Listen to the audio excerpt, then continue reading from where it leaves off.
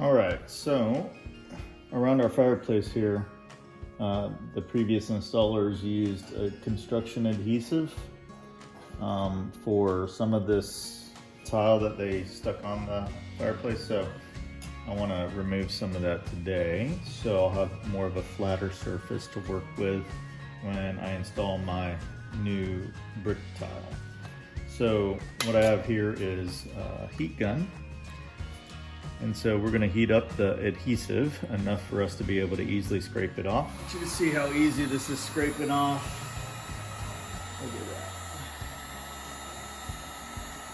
that. Barely putting anything to it. It's coming off like butter.